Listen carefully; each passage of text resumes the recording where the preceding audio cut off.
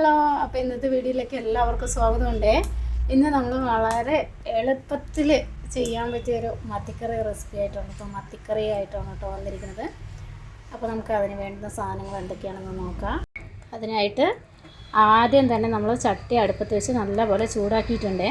ഇതിലോട്ട് ഒരല്പം വെളിച്ചെണ്ണ ഒഴിച്ചു കൊടുക്കുന്നുണ്ട്.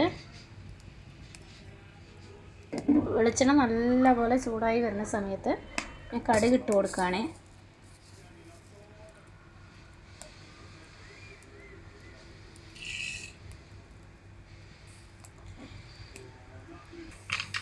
അപ്പോൾ നമ്മുടെ കടുക് ഇവിടെ പൊട്ടി റെഡി ആയിട്ടുണ്ട്. ഇതിലോട്ട് ഒരു സ്പൂൺ ഉലുവ ചേർത്തുന്നുണ്ട് കേട്ടോ. ഇതിലോട്ട് കറിവേപ്പില, ചെറിയുള്ളി, വെളുത്തുള്ളി, 2 അല്ലി വെളുത്തുള്ളി, ഒരു കഷ്ണം ഇഞ്ചി, ഇത് വെള്ളക്കാന്താരി, ഞങ്ങളുടെ പാലക്കാട് അരിമുളക് എന്ന് പറയേ. ഇതും കൂടെ ഞാൻ ഇതിലോട്ട് ചേർത്ത് കൊടുക്കുന്നുണ്ട്.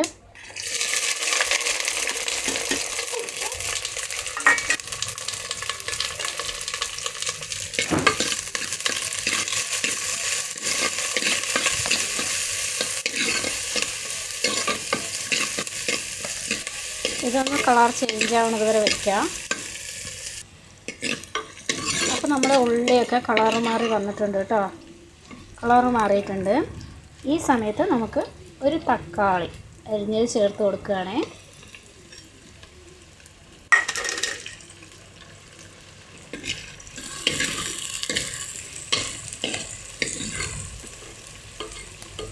തക്കാളി കൂടെ ഒന്ന് വഴണ്ടി വരട്ടെ.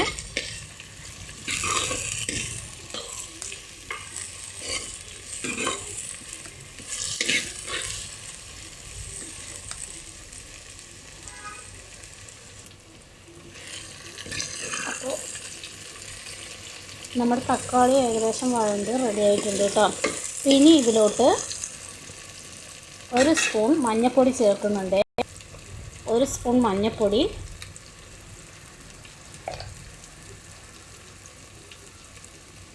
ഒരു 2 സ്പൂൺ മുളക് പൊടി,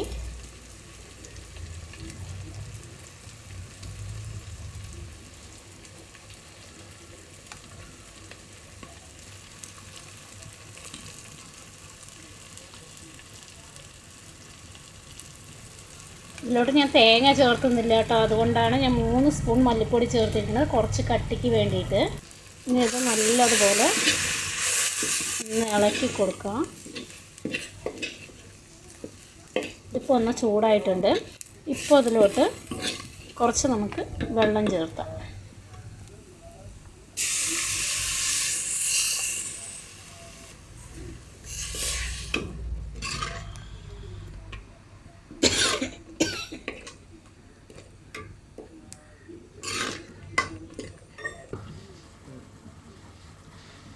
ഞാൻ അല്പം പുളിവെള്ളം ചേർക്കുന്നുണ്ട്.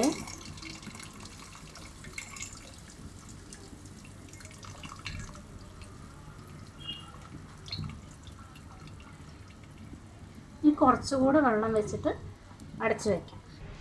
അപ്പോൾ നമ്മളിതിലോട്ട് ആവശ്യത്തിന് കറി എത്രത്തോളം വേണം അത്രയും വെള്ളം ചേർത്തിട്ടുണ്ട് കേട്ടോ.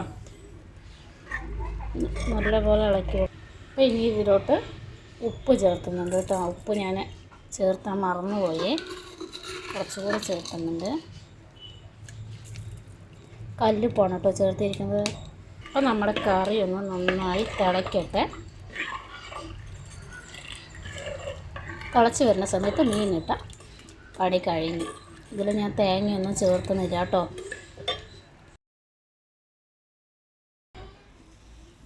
അപ്പോൾ നമ്മുടെ ഗ്രേവി ഇവിടെ റെഡി ആയിട്ടുണ്ട് കേട്ടോ. അപ്പോൾ ഇനി ഇതിലോട്ട് നന്നായിട്ട് കഴുകി വൃത്തിയാക്കി വെച്ചിരിക്കുന്ന കുഞ്ഞുമത്തി ഇതിട്ട് കൊടുക്കുകയാണേ.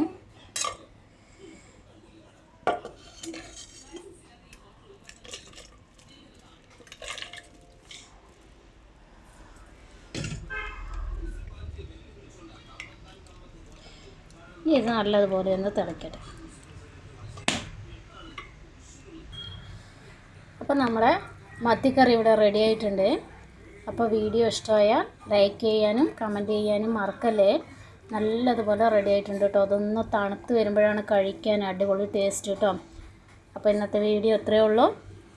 എനിക്ക് തേങ്ങ അരച്ച് ഒഴിക്കാൻ പറ്റാത്തത് കൊണ്ടാണ് കേട്ടോ ഞാനതിൽ ഒഴിക്കാത്തത്.